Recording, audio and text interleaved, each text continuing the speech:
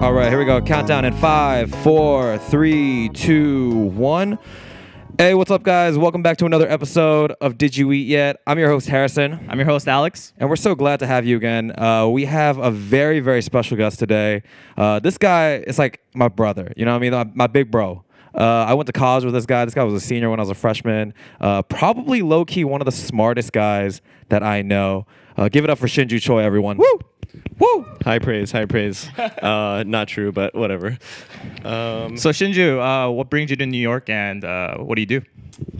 What brought me to New York largely was I was doing a long-distance relationship, and this kind of was the way to break that cycle. Oh, wow. Moving for love. Yeah, where'd you move I love from? it. Yeah, dude. Highly would not recommend. Just kidding. It's totally worth, guys. I work in investment banking now. I switch industries from more healthcare.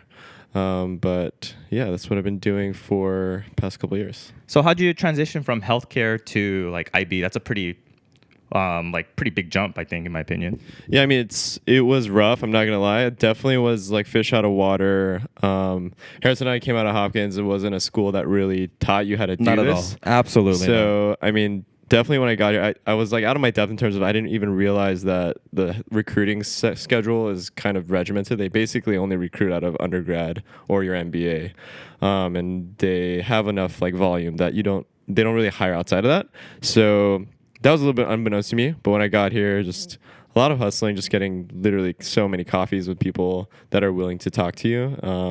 Obviously, like it's very low return, but I mean, if you reach out to enough people, you'll get kind of some traction. Right. But in terms of like where you kind of started off your career, you're working in health tech, and like obviously, I think Hopkins is a little bit more suited towards that kind of industry, and so I feel like that you would have been much more prepared for that. Do you feel like there is a huge difference between kind of the health tech industry and then the more investment banking industry?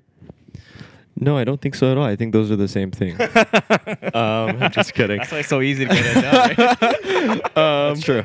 Yeah, no, I was working in specifically like medical devices. So, I mean, they call them med tech. It's very different, obviously. Like, you're much more on the operational side of like, I mean, for me specifically, I was working on like clinical engineering side of things. So trying to figure out what market to go for, how does this device work, like what has it compared to other things on the market.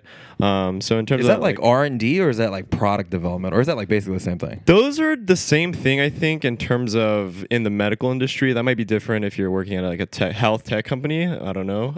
But in terms of what the day-to-day was a lot more scientific in nature and operational in terms of a company, and that you're trying to figure out like where do you best fit.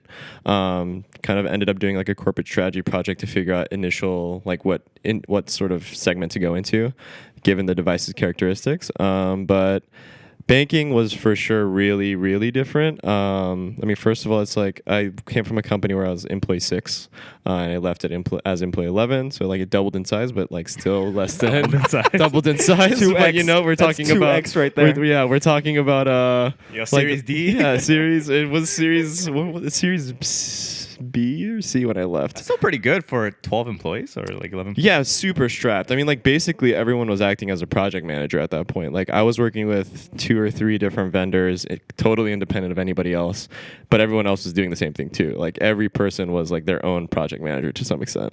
So low-key honest, if you didn't move, I mean, he's from Texas, so if you didn't move from Texas to New York, would you still be in medtech, or would IB be something you'd still be interested in? IB something I don't think is possible in Houston with like, I mean, the only thing that exists from my knowledge is Houston has like oil and gas.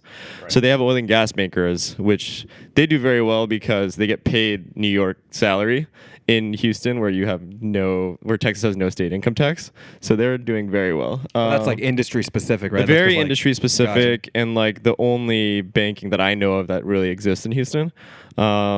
Yeah, I'm not sure. I know I wanted to get more on the finance side of things. I mean, kind of my transition happened when I was working at the company, at my medtech company previously. I was interested in kind of transitioning in terms of, I got a lot more interested on like what makes this company valuable.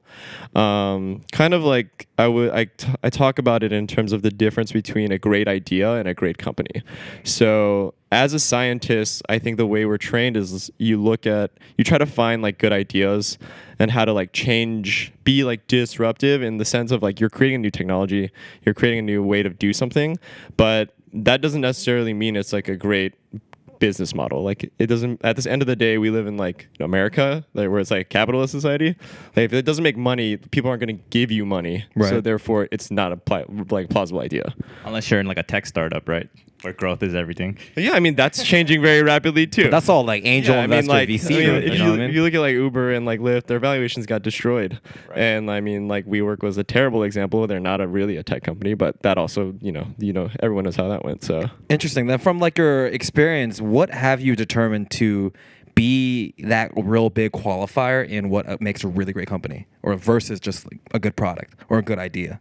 I mean, I think everyone I think would give the same answers, generically speaking. It's like great management, great idea, great marketplace, like there's enough demand for it. But that kind of stuff, is it always quantifiable? Like great leadership, how do you measure great leadership? I mean, I don't think it's quantifiable yet. I mean, who knows? I mean, tech people, I'm sure, will try to figure that out in moving forward. I mean, there's things like HireVue, right, where you're looking at like a video camera and they're analyzing, are you a good candidate for this job or not? Right. So I mean, like, who knows what it goes in the future? I think at the executive level, there's just not enough sample size to be able to even create that type of system. But I mean, generically speaking, I think people look at just track record in terms of, I mean, it's interesting, right? Because like you could be a founder of something and you just happen to be at the right place, right time.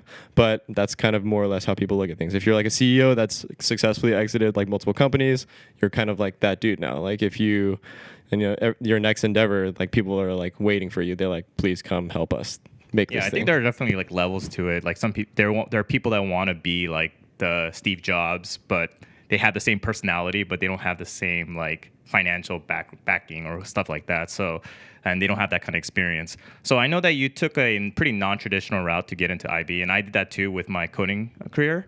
Would you recommend doing that, or would you recommend kind of going through that B school route? And what are some pros and cons behind that?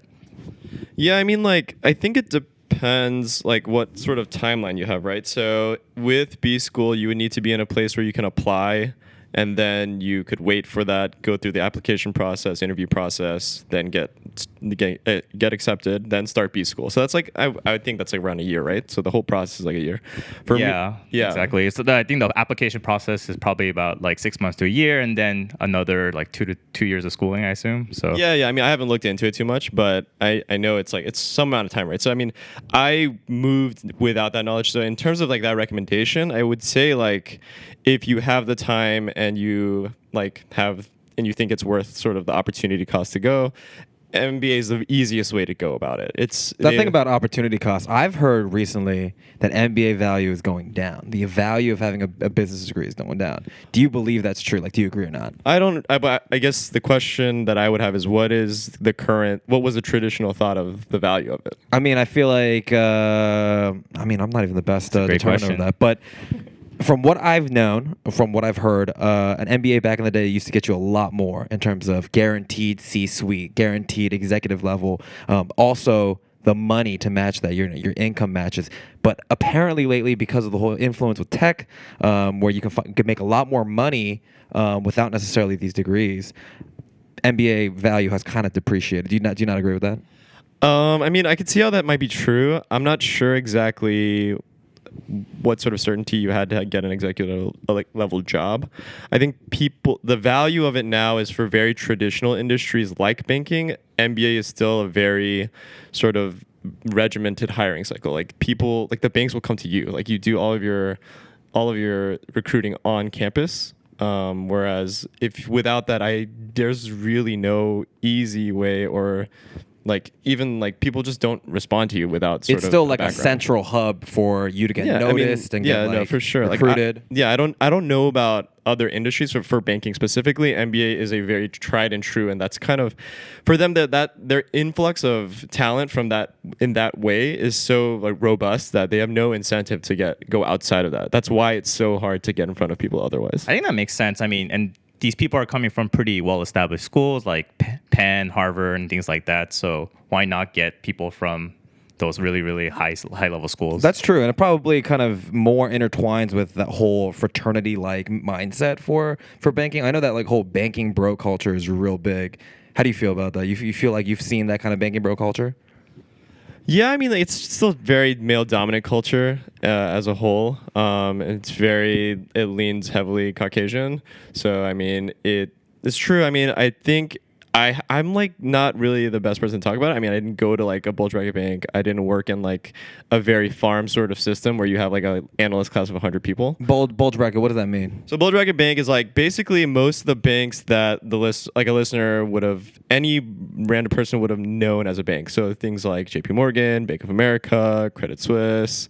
It's like people that have both like the retail component as well as the investment banking component. It's a size thing, honestly. It's like the big boys. I call them basically the big boys. Right. Yeah, it's like boutiques and it's like the FANG stock basically for tech equivalent. Gotcha. It's like the people that like get on deals like the Uber deal, that would like lead those deals. I think that it's a lot more prevalent there because I know like the recruiting process is like a lot more heavily favored towards like kind of pedigree, but yeah, I mean, it still resonates like kind of across the board. I think part of it is the amount of time that you spend with your coworkers as an analyst is just like you're there from like 9 a.m. till midnight nearly every day. So that whole like 60-hour plus a week work week is like that's a true thing. Oh yeah, I mean, I would say it's more like 80 plus a week. Essentially, like if I want to become an iBanker tomorrow, like I gotta expect just working my ass off. Essentially. Yeah, I mean the expectation is basically, I mean from like a 30,000 foot view, it's like you're 22 years old, you just graduated college, and they're paying you like six-figure salary or six-figure total comp for a year. And so it's like, what real value are you providing as like someone fresh out of school? Like it's basically hours worked. Interesting. So it's less about like, anyone can do your job, but it's much more like, are you willing to be dedicated to that job? It's not, okay, I'm not saying anyone can do this job because it's like I would argue that there's very few people that are willing to do those kind of hours. Right. And honestly, it's not like you're like reviewing a document that doesn't matter. It's everything that you do is kind of expected to be perfect on some level. Like you work long hours and all of your work is expected to be kind of like pristine. So before I moved to New York City, I didn't really know anything about finance. And when I moved here, like I talked to people here and there, and they're like, "Oh, I'm in finance," but I didn't realize like finance had such a big umbrella. Like you could be a trader and be in finance, you could be an IB and be in finance. Like, how would you like dissect it down to like maybe like more simple terms? Like IB is one category. What are some other categories, and how do they differentiate in terms of like being an analyst or being a trader, etc.? Yeah, the job roles, the function. Yeah. I mean, so I think generically there's like three kind of big buckets of investment banking. One's is sales and trading, like you're talking about. One's investment banking, and one is research. They do different functions with specifically.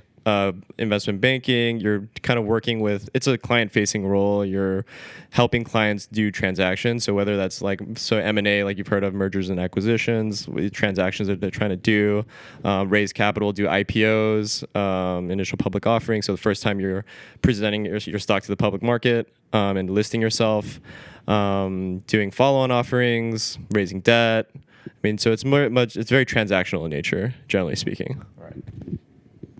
That's so interesting. I feel like it's just so like clouded with high terminology. I feel like you hear like CDOs and like whatever. So I just find it very interesting that essentially it's pretty much what you'd expect out of someone who manages a lot of money. You know what I mean? Yeah, I mean, there's like a level of complexity, I think, with any kind of job, but I guess it's the abbreviations. That's what really like takes it to the next level. Yeah, I mean, there's definitely a lot of jargon within the industry. I would say like the big thing that people don't understand is that like an investment bank is different than your commercial bank. Like when you go to Bank of America or J.P. Morgan, I'm going to that ATM. I'm trying to pull out some money. You will never see an investment banker as a consumer, so it's not related whatsoever. Interesting. Okay, then tell me, at what level do I need to be in my career to even get a phone call from an investment banker or an email?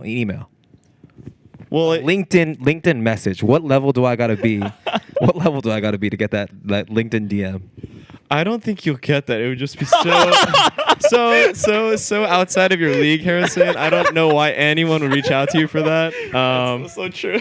I'm just kidding. I just want to say. I mean, like, I don't think they would reach out to you, like, slide in your DMs or anything like that, obviously. I think it would be much more like you, I don't know, like, I don't know how people become, because even within banking, so on, like, smaller deals, so generally speaking, like, if you see an IPO, you as a consumer most likely will never touch any of it. You will be unable to buy shares of it. It's just allocated to, like, different types of clients. Generally speaking, they're Rich people, you know what I mean? it's not even people. It's like organizations. It's like institutional investors. So if you've never heard of that term, it's like people that make, like, it's like a pension fund. Like, it's like the U.S. pension fund, for example, will, like, invest, like, they have, like, billions of dollars, and then they will invest that money accordingly. That's so interesting. Then break this down for me. Let's go a little bit more granular.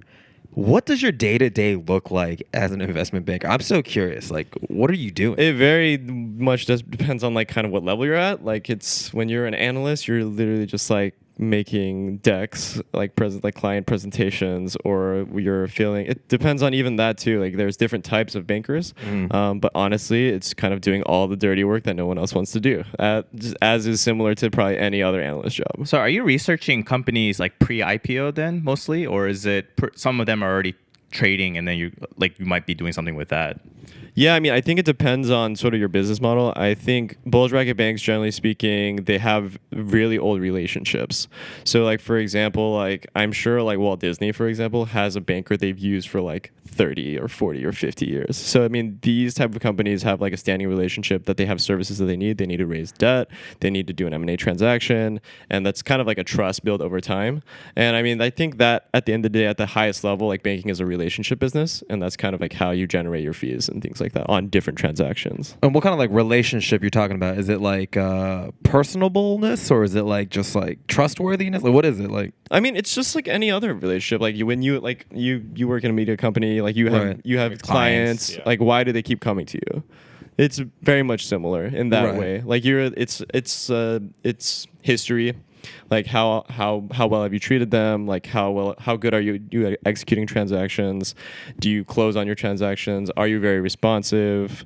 Like, do you keep up with me? It's very similar to, like, almost any relationship, I'd say. Interesting. And then, like, in terms of, I've heard some horror stories about iBankers just getting calls middle of the night. Is that true? Do you get a phone call, a text message, email, 2 in the morning, 3 in the morning? Is that a real thing? I think you wouldn't randomly get it. Like, generally speaking, you know it's coming. Like, if it's busy or you're, like, on a live deal, like, something that's happening, like, real time, you kind of know that you're going to get a call at 2 a.m. in the morning and you're just taking a nap, basically. Or you kind of working through till 2, 3 in the morning. Interesting. So you're gonna get paid well, but you're gonna work potentially 20 or Oh yeah, I think that people have done the math on this. It's like you're making, like, McDonald's like fry cook salary. Oh, like, in terms of, if you break it down per hour, number of hours you work. yeah, right? you just work a dirty amount of hours. Yeah. Wow, that's so Insane. crazy. Yeah. But then, like, in terms of, like, once you get that partner level, that executive level, then that income just goes, like, exponential now. But before we talk about that, how long does it take to get to that level? That's true. That's true. Yeah, I mean, I think most banks, like, again, like, it depends on, like, size of bank, but the bigger banks, kind of, it's very structured. I mean, it's like 3-year analyst program, 3-year associate, and then 4-year VP, and then, you know, onwards and upwards. I think as you go up the pyramid, it's obviously like a pyramid, right? So you're not guaranteed the next step because you've done well. Do you think the pay is like exponential, or is it pretty like linear? Like, It's pretty exponential. I think, like, analysts make like 1 to 200. An associate would make like 2 to 300. VPs make 3 to 400. Directors make 4 to 5. Jeez, maybe. that's a lot of money. I'm not gonna a lie. lot of money. And That's then, not like, gonna lie. managing directors make like millions of dollars, depending on sort of what they're doing. I mean, at that point, it's like a sales job. You're making a Right. cut, like, you're starting to make like a piece of each deal. Man. Right. Then, in terms of your personal goals, obviously you went into this industry for a particular reason, for a particular end. And what exactly do you feel like that end is? What did you envision? Yeah, I mean, like, there's a lot of different ways you can kind of take it. For me, I got into this to learn the more financial component of what makes a company valuable. I've learned a lot already. I I feel like there's a lot more for me to learn. I'm starting a new gig in a couple weeks in more specifically M&A, so that'll be something that I can do. In terms of like long-term plans, pretty difficult to pin down. I feel like it could be a career path, but I mean, it'll just have to. I feel like it's a lot of. I feel like the more I like work, the more I realize like your next steps are kind of based on how things go. Right. So outside of the few, I guess, number of hours that you have to have for your free time, like I know you do a lot of like passion projects, and Harris and I are big about passion projects or side gigs and stuff like that. Do you just want to talk about a few things that you do on the side? What kind of hobbies you got? I know you got so many hobbies. Do I have so many hobbies? You got a lot of hobbies. Listen, how do you know I have a lot of hobbies? I mean, we gifted this guy for his birthday. Was it last year or 2 years ago? I'm getting the two over there from Stella. We gave him a little leather making gift. It's like a leather kit set, It was a right? kit, yeah. It was very very Shinju, very on brand for Shinju. Dude, I'm getting really close to using it with this Corona thing. I'm not gonna lie. When I was working, it was just there's no time for that. It's like the amount of like potential energy you need to like get over to like get it started is just a little bit too high for me. Right. So you're saying that maybe as you get older, it's even harder to really even have time to do hobbies. I wasn't saying that, but that is true. I'm taking that next step. We were talking about A, B. I'm going straight to like E. You know what I mean? Yeah. Yeah. I mean, I think you're definitely like your priorities change. I mean, if like in banking in specific, you have such a little time. Like even like hanging out with friends is relatively difficult sometimes, and your plans are kind of up in the air at all times. Kind of it like in the same regard of like you don't know when you're gonna get a call, you don't know when something's gonna blow up in your face. But yeah, I mean like. Does like anyone work out as a banker? Like no one hit the gym? I mean, some people do. I know for a fact that once he started working, he never attended a class pass with me. Oh yeah, we used to do that. Just call him out right now. So like, how do people stay healthy? How do people like stay fit like in your industry? That's a great question. I think you just have to make it priority. Like people that do it, I think they do it at the expense of something like a hobby. Like you have, I don't know, like you would have a set amount of time per week that you probably could do anything. And of those, like if you have like a really like robust like social network, I don't think you could work out. That's crazy. Then okay, I know that in our community at least, there are tons of people who are trying to make it in New York. They're coming out of college. They want to work in these big banks. What would be the number one quality that a bank is looking for their future investment banker? And also, what's something that you didn't know that you wish you did know that you'd like to kind of teach an up-and-comer?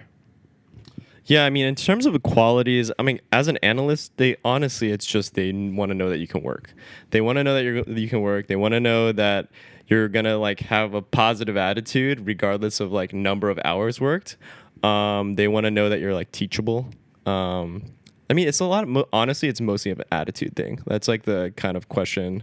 I actually ask the same question during interviews, and that's generally the response I get is they want you to have a good attitude and they want you to be like hungry. Hungry to learn, hungry to work, hungry to do your best. They want to know that like you aren't gonna burn out, that you have what it takes, that like you want this, because I think just the nature of it, not that many people can handle it. So yeah, and I'm pretty sure they want to put you through the gauntlet, but I heard like after 2 to 3 years, it does kind of ease down a little bit. Yeah, that's when you like become an associate. So like at that point, you're basically shoving work onto the analyst, so that you're like, peace, dude. I'm gonna go catch a movie. Let me know how it goes. I love it. Sure. I love it. Well, as we end up this episode of the podcast, we want to end with our ending segment. We call it hot steaks. It's like a play on words of hot takes, hot steaks. That's very clever. You know what it is. As we end, we just want to ask one question. For your whole transition here to New York, and your transition into the investment banking industry, what was one of the hardest moments that you remember? I mean, like, I think it's very specific to me just because I didn't have, like, enough of I didn't know anyone in banking, so I didn't have someone that could just tell me, yo, that's going to be really hard, that's not normal, that it's... I personally actually haven't seen anybody do it. So coming from a non-finance background, even if you're, like, in, like, Big Four accounting, it's probably easier than if you come from, like, healthcare. So, I mean, I think... the biggest takeaway I could give you is that if you want to do it, probably MBA, like what we're talking about, it's the easiest way to do it. Sorry, what else were you talking about? Oh, I mean, that was essentially it. That's like, what's Like, the biggest hardest, takeaway? the hardest thing, in your career? I mean, that was like the hardest thing for me. I mean, it's personal. I mean, it was just a lot of like, I talked to so many people that I like, don't know how many people I talk to. Yeah, for sure. I've just seen you firsthand, just constantly on LinkedIn, Alex messaging yo, people. We were doing like that for like a while. Like it took me like 10 months. So One of the hardest working guys I know, honestly. But that just goes to show his work ethic, and then I think that work ethic will now basically just translate into how he works in the workforce. You could be an associate, and what's after associate? This is a VP. VP, then director. And There then, we go. Managing director. There we go. Then we don't have to work anymore. There we go. Big dreams. Put me on payroll. Exactly. Well, honestly, I just want to thank you so much for joining us on this episode. And where can people find you? LinkedIn? Yeah, you want to drop some handles? No, we good, dude. We good. Okay, well, hit him up on LinkedIn if you want to connect with him, ask any questions. And for everyone else, we just want to thank you so much for joining us again for Did You Eat Yet? Hope everyone feels full off that information. And we'll see you next week. Make sure you follow us on Instagram, Did You Eat Yet Podcast, as well as YouTube, Did You Eat Yet? And we're also going to be on your favorite streaming podcast app, Spotify, Apple Music, Google Podcast, so you can find us there. Thanks, guys. Thanks, guys. Bye. Thanks, everyone.